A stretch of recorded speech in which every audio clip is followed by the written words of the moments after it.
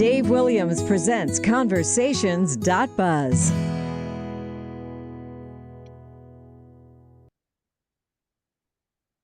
Robin Bertolucci. What a great pleasure it is to talk with you. I'm sorry, I'm laughing and you're smiling big. Uh, I'm just going to go ahead and this is the way I would do it on the air too. I'm just going to fess up. I screwed up really big. We just had a wonderful 35-minute conversation and I found out I was not recording. And this is the second time I've done that. And the first time that person has not deigned to respond to my emails. So my biggest apology to you. But you know what? Maybe it was just kind of a rehearsal and we can boil this down. I think we're going to nail it this time, Dave. I think we're going to get it great. It was great. It was pretty good. We started off talking a little bit about your career, about your past. And you started off in radio at KGO in San Francisco. You know, one of the biggest radio stations in the history of radio in this country in terms of news and talk and its giant influence over a massive part of California and beyond that. And I'm just wondering, how does a person get a first job at a station like that? I begged. I begged. Well, Bruce Kamen was a news director at the time. Yeah. And I was working at KALX, which was the college radio station, just for fun. And, I graduated with a degree in rhetoric, which doesn't really prepare you for the workforce. So I had graduated and I was trying to get a job and trying to figure out what I could do. And I had no idea. And I was donating some of my time as an intern at KQED back when you could do unpaid internships. Anyway, I begged. I offered to clean the trash, take out the trash, do whatever I could do just to be there. I loved being there. And then my big break happened when the Pope came to San Francisco. I remember that very well. Yeah. And I was able to be the copy girl. So I was able to make a zillion copies of information packets for all the hosts. So that was my big breakthrough. I owe it all to the Pope. A lot of people owe a lot of things to the Pope, whichever Pope you're talking about. All right, from KGO, you went on to KOA and became program director there in Denver. Another great set of call letters, big station with a tremendous reputation. So who were you learning from then? You didn't have somebody above you except, the general manager, I guess. Oh, Lee Larson is a friend, a mentor. I learned so much from Lee Larson. He was amazing. One of the things Lee used to always tell me, because I was kind of a short fuse person at that time, kind of just get really insanely, mad or passionate about things. And he'd say, Robin, you can always get mad later. You don't have to be mad first.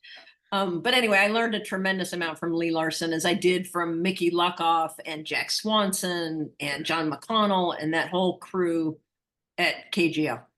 Yeah. Then KFI, just 22 years ago. And you've been there for 22 years. And the way you told it to me before was that it just kind of seemed like a natural fit for you. First of all, Southern California is your home, right? Yes. Yeah, I was born in Illinois and I had my first birthday on the road to California. Grew up in Southern California. So I'm not quite a native, but I'm darn close. And I've been here 22 years. That's pretty incredible. I still love it. It's an incredibly challenging, fun, wonderful job. But this position felt like a really, really perfect fit for me and my interests and all the things that I'd learned along the way that I could apply. Was it a challenge for you to take over KFI, because KFI was very strong at the time, and its reputation was big and bold in Southern California, which is a shark pit when it comes to audiences and ratings and all that stuff. Was it a big challenge, or did you just kind of fall into it? It was very challenging, and it still is very challenging, but it also felt like a really good fit for me. Yeah. And, I felt like when I came to KFI, I felt like I inherited a really beautiful art gallery with all these great talk show hosts and news people and all this incredible talent. And really, a lot of my job, at least at the beginning, was to simply take the paintings off the walls, paint the walls, put better lighting on them, just do some things around the edges that would make them shine a little more brightly. Yeah. And that was my goal, was instead of coming in and trying to change everything or put my own mark on it, was just to figure out what was working and see how I could help it work more. And what kind of radio station is KFI? Is it news? Is it talk? Is it news talk? Is it talk news? Is it, Yes. what? It all is that. a live local station.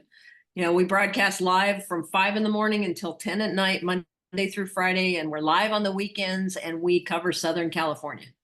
So we are really proud of our news team. KFI's news is second to none. We have an incredible team in that department, and we're also a talk station. And we are about informing and connecting with Southern California.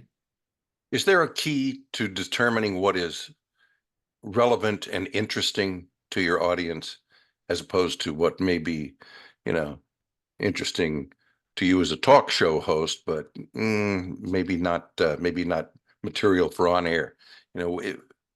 How do you focus on that kind of thing? I think the more that you can know your audience, the more that you can know what interests them, and really trying to hone in on who they are and what lives they're living. What kind of experiences are they going through? What are the challenges that they're having in their own personal lives? Whether it's traffic or the quality of the freeways or crime in their communities or fear about their children's schools, what is going on with them, and really digging into that. And I think part of that just comes from being a part of the community and really knowing what's going on. Yeah, And I think I try and hire people that get that. you're talking about talking to people where they live, about Yes, their lives and exactly. the various aspects of their lives. And you mentioned this before when we were talking, that if it was the biggest story of the day is from the Gaza and the continuing war going on there, you're going to talk about that. Well, how do you get people living in Southern California and driving on the 405 and backed up forever to get interested in what's going on there? Well, our job isn't to make anybody interested in anything. I think our job is to talk to them about the things that they're interested in. Yeah. Right. So, to me, if we're doing our jobs right, we're talking to them about the things that they're already curious about, that they're hearing about, that they want to know more about. Sometimes they're not interested in Gaza. And in that case, we probably shouldn't cover it more than just a few headlines in the news. Yeah. So I think that's the key, is, hopefully we're reflecting what they want. Talking about big stories, something that is always a huge story is a new problem this year, I would think. And I'm talking about the presidential election. Good grief. We're going to do Biden and Trump again? You know, it was one of the reasons I was so happy to retire. I was going, I could miss all of this. I mean, I spent 2 years working up to it, and then the 4 years of the Trump presidency, and then the election, and now they're doing the whole thing, and it's like it has never ended. So if you're a talk show producer or a host, how do you treat that story now? KFI is a live local station, and we will cover the news that we need to cover so people know what's going on. Yeah. But we don't have a political agenda as a brand. Our job is to talk about the news, what it means, why it matters, and to explain it to people and to connect with them about it. But we'll cover it when we need to, and probably not a lot more than we need to, because our first focus is being live and local. And, I think to some degree, most of the country is not thrilled with either choice. Yeah. Yeah.